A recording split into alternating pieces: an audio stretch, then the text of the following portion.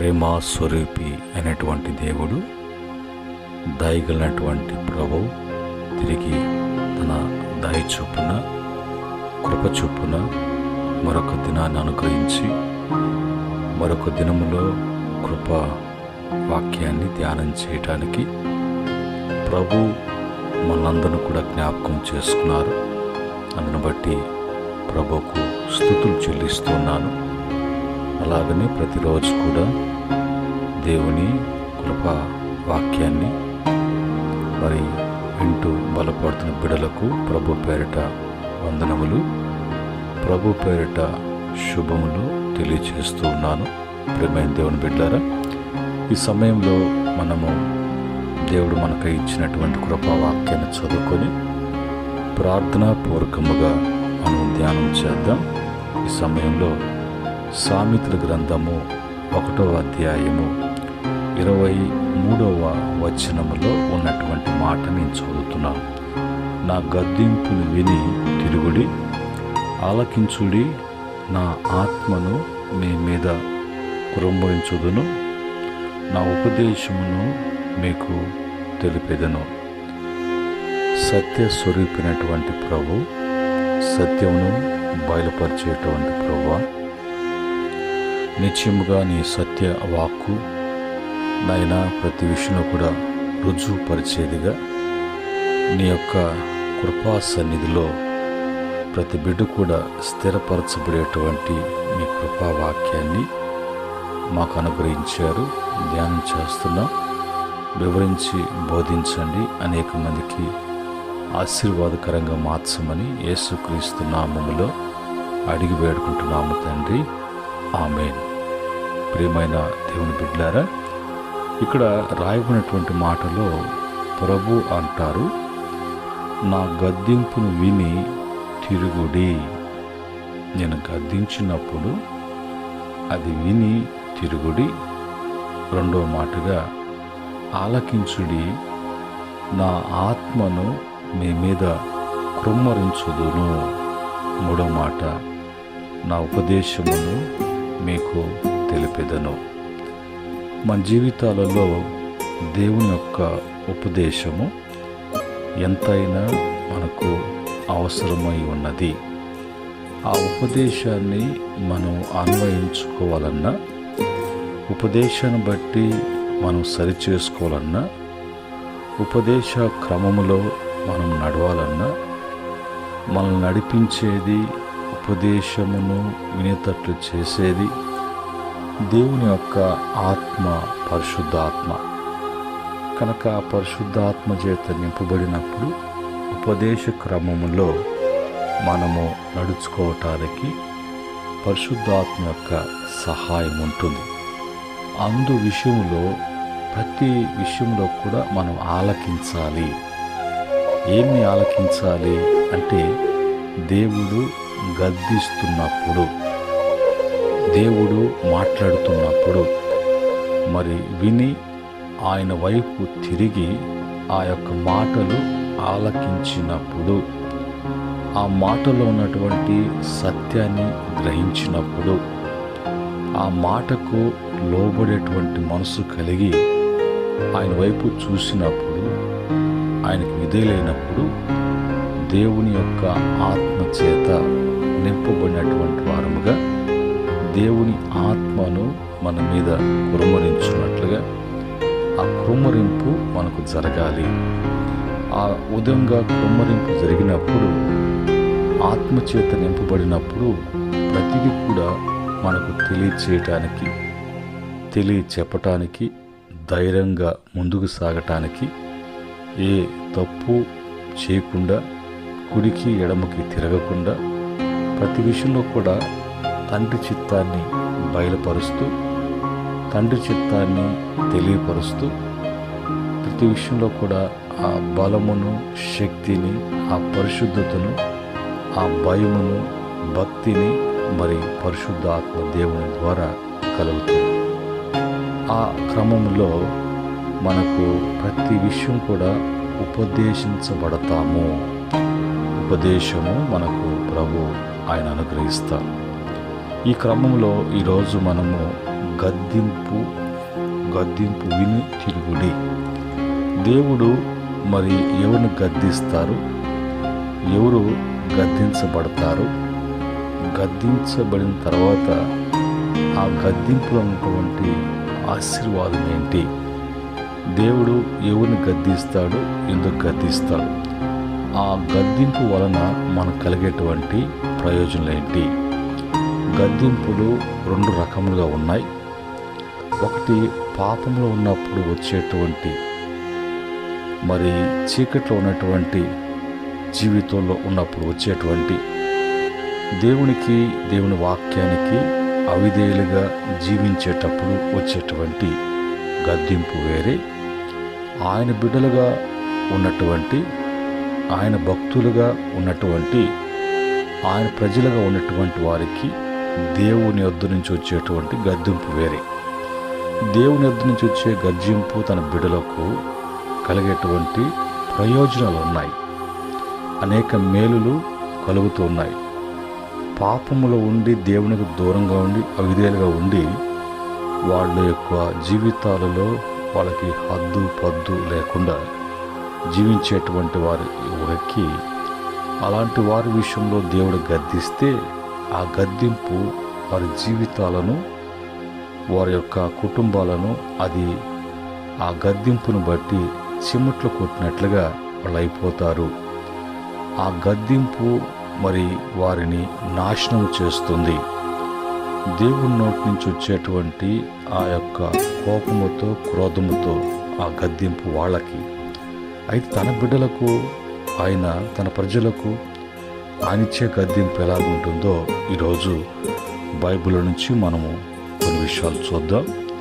ఇక్కడ మరి గద్దింపు అనేటువంటి మాటకు తెలుగు మాటను మనం తర్జుమా చూసినప్పుడు తప్పు చెప్పటము అనేది గద్దింపు, కఠినముగా హెచ్చరించటము గద్దింపు, ఎవరికైనా వారు చేసిన తప్పుల గురించి గట్టిగా చెప్పడము గద్దింపు, మందలించటము అనేది గద్దింపు. ఈ గద్దింపులో ఇన్ని విధాలుగా మనకి అర్థాలు పలుకుతూ ఉంటాయి.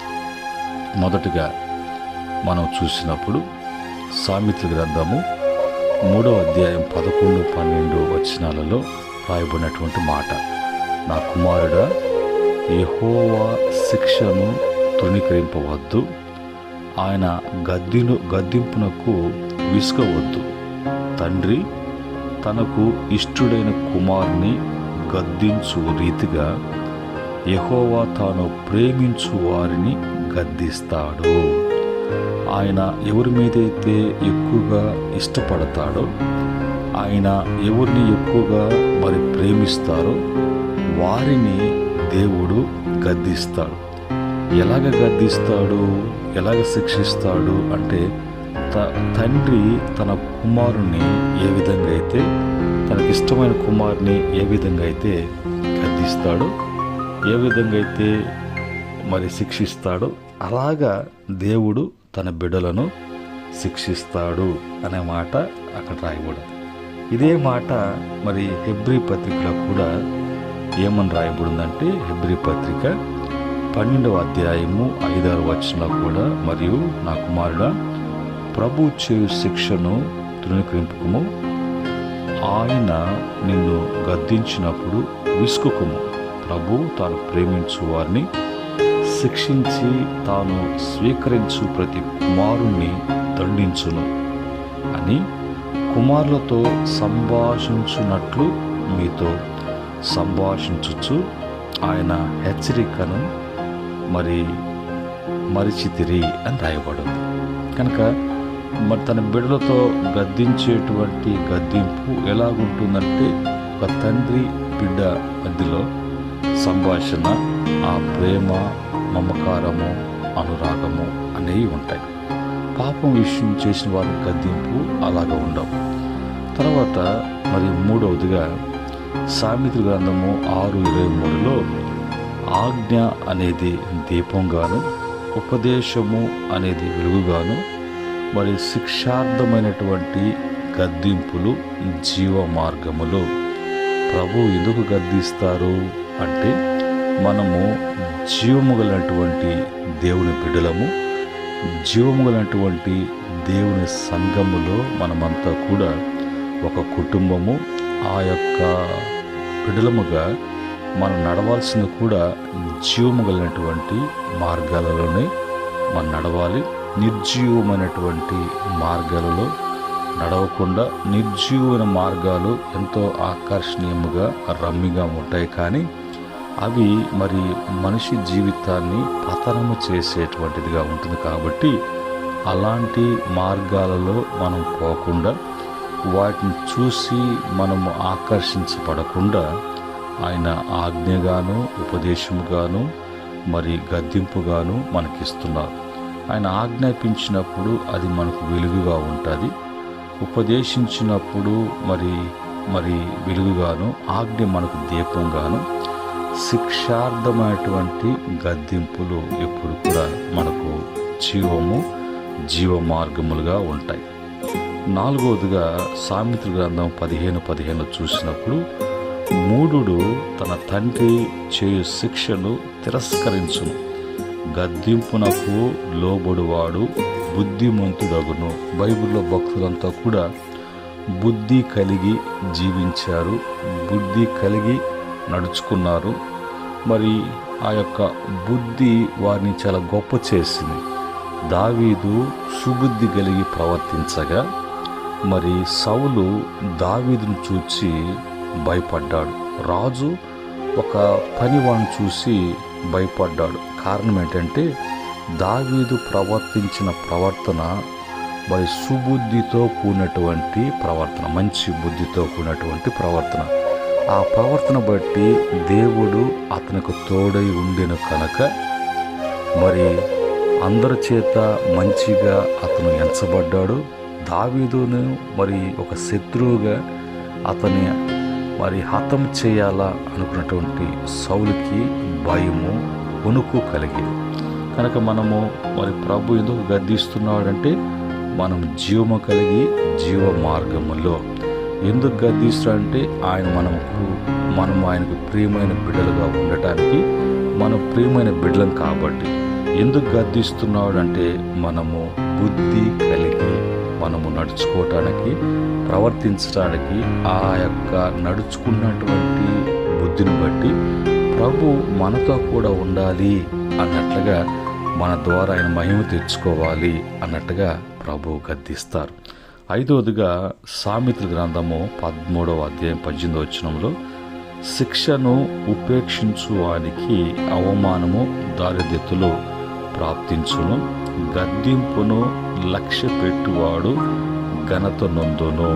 5వదిగా మనము ఘనత మనకు రావాలని, అందరిలో కూడా మనము హెచ్చించబడాలని, ఆ హెచ్చింపు మనకు రావాలంటే దేవుని యొక్క గద్దింపును మనము లక్ష్య పెట్టేటువంటి వారముగా, వినేటువంటి వారముగా, అందులో ఏ గద్దింపు వస్తుందో ఆ గద్దింపు ప్రకారంగా మనలో సరిచేసుకోవాల్సినటువంటిది ఇంకా మనం పరిశుద్ధముగా జీవించటానికి, దేవుని యొక్క పరిశుద్ధులుగా ఈ లోకంలో తేజరెళ్ళటానికి, ఇంకా మన యొక్క ఆత్మీయ స్థితి అంతకంతకి వృద్ధి చెందటానికి, మహా అభివృద్ధి కలిగి ప్రభుకి మహిమ కలిగినట్లుగా ఆ యొక్క గద్దింపును మనం లక్ష్య పెట్టేటువంటి విధంగా ఉండాలి.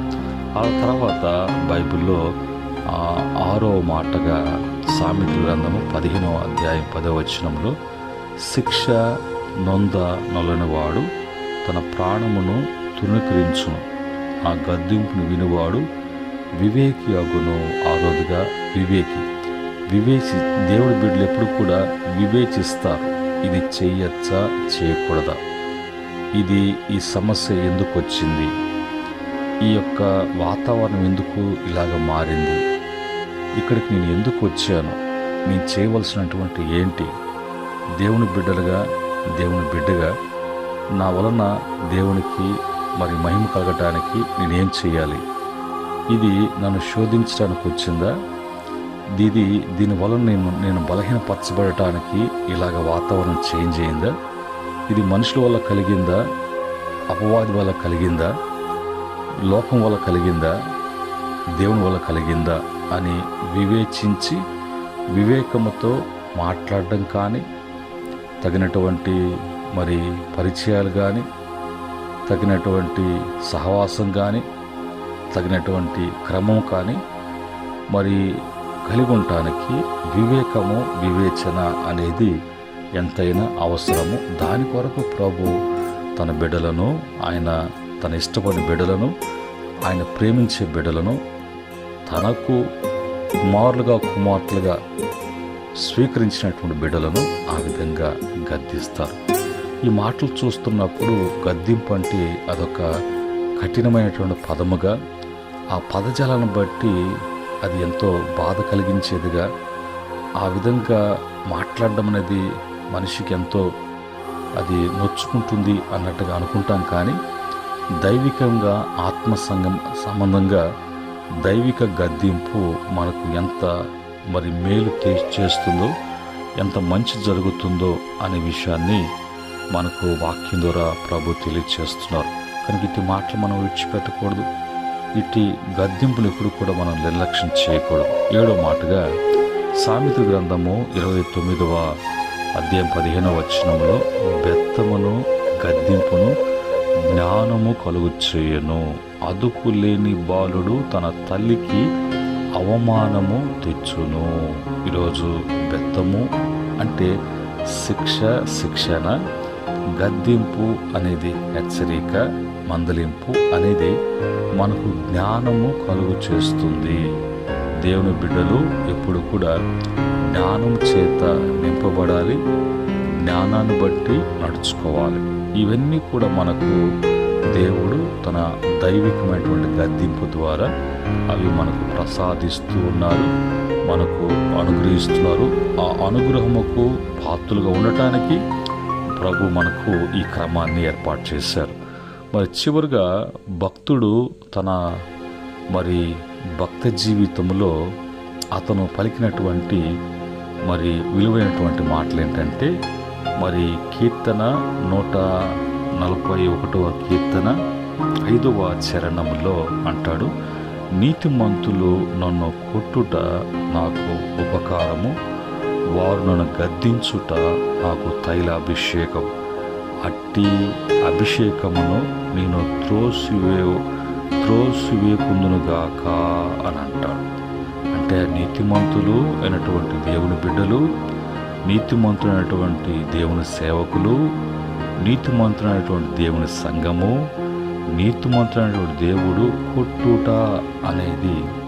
కొట్టుట అంటే మరి వారిని మరి ఒక శిక్షణతో కూడినటువంటి, క్రమముతో కూడినటువంటి మాటలు, అవి బెత్తముతో కుట్టినట్లుగా, శిక్షణ ఇస్తున్నట్లుగా, శిక్షణగా ఉన్నటువంటిది నాకు ఆ యొక్క కుట్టుట అనే విషయంలో. కనుక అది నాకు ఉపకారముగా చేసి పెడుతుంది, ఎంతో నాకు ఉపకారం చేసినట్లే. అలాగా వారు చేసిన దాన్ని బట్టి నన్ను గద్దించుట అంటే తైలాభిషేకముతో పోల్చుకున్నాడు. తైలము, అభిషేకం అనేది ఒక ప్రత్యేకించబడేటువంటి వ్యక్తికి, ఒక ప్రత్యేక వ్యక్తికి ఒక అధికారం, పరిపాలన హోదా అతనుకు మరి అప్పగించే ముందు అతన్ని తైలాభిషేకంతో మరి అభిషేకిస్తారు. ఈ రెండు కూడా కొట్టుట, గద్దించుట నాకు ఉపకారము, నాకు అది తైలాభిషేకం. కనుక ఈ ఉపకారం ఏంటంటే, నేను ఎప్పుడు కూడా ఏ పొరపాటు చేయకుండా, పొరపాటులోకి నేను పాలు పంపులు కలిగి ఉండకుండా, రెండవదిగా నేను ప్రత్యేకించబడ్డాను, దేవుడు నాకై అప్పగించేటువంటి పనికి ఒక అధికారిగా, ఒక పరిపాలకునిగా నన్ను ప్రభు ఆ విధంగా వాడుకోవటానికి మరి ఇలాంటిది నాకు అనుగ్రహించాడు. నిజముగా అది నా మేలు కొరకే, నా మంచి కొరకే.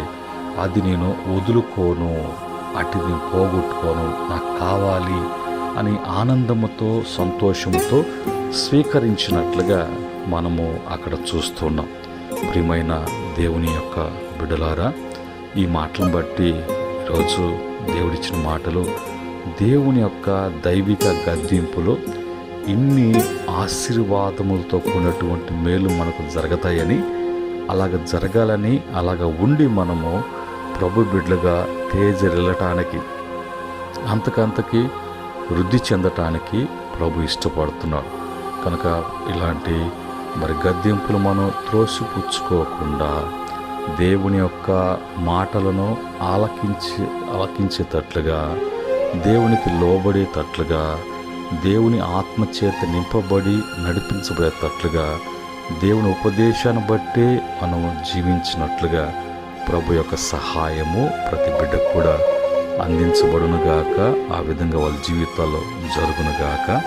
మా ప్రేమగల తండ్రి, పరిశుద్ధుడా, ఉదయకాలమందు నీ కృపా వాక్యములో ఎన్ని మేలులు మాకున్నాయో ఆయన, మేము గద్దింపు అంటే ఎంతగానో మేము బాధపడిపోయేటువంటిగా, మమ్మల్ని బాధ పెట్టేదిగా, గాయపరిచేగా అన్నట్టుగా కొన్ని సందర్భాల్లో తుణీకరించటము, కొన్ని సందర్భాలలో లెక్కలేనితనముతో, కొన్ని సందర్భాల్లో అలాంటి మాటలకు, అలాంటి వాతావరణకు దూరంగా ఉండటానికి అనేకమైనటువంటి ప్రయత్నాలు చేసేటువంటి పరిస్థితులు ఉన్నాయి. అయితే ఈరోజు అవి ఎందుకు మాకు అని ప్రభా అనేది మీరు తెలియచేశారు. మీ మాటలను బట్టి ప్రభా మీకు స్తుతులు చెల్లిస్తున్నాం. ఆ క్రమంలోనే మా జీవితాల, కుటుంబాలు ఎదుగునట్లుగా పెంచమని నీ కృపగల దయగల హస్తాలకు, ఈ మాటలు వింటున్న బిడ్డలకును, ఆ విధంగా తమ జీవితాలు నీకు అప్పగించుకోవటానికి విధేయులుగున్న బిడ్డలకును, సకల పరిశుద్ధులకును ఈ యొక్క మాటలు ఆశీర్వాదకరంగా మార్చమని యేసుక్రీస్తు నామములో అడిగి వేడుకుంటున్నాము తండ్రి, ఆమేన్. సమస్త జ్ఞానముకు మించిన పరలోకపు తండ్రి ప్రేమయు, కృప వెంబడి కృపను, కృపాక్షేమములు అనుభవించడానికి, కృపా సత్య సంపూర్ణుడుగా ఈ లోకానికి వచ్చి కృప చూపించిన యేసయ్య కృపను, పరిశుద్ధాత్మ యొక్క ఆనంద సంతోషములను ఈ మాటలు వింటున్న బిడ్డలకు, ఈ మాట ప్రకారంగా జీవితాన్ని అప్పగించుకున్నటువంటి బిడ్డలకును, సకల పరిశుద్ధులకును, ఆయన దాసులకును సదా తోడై నడిపించునుగాక. ఆమేన్. దేవుడు మిమ్ములను, మీ కుటుంబాలను, మీకు కలిగిన యావత్తును కూడా దేవుడు ఆస్వాదించి, దీవించి, వర్ధిలింపచేయునుగాక. ఆమేన్.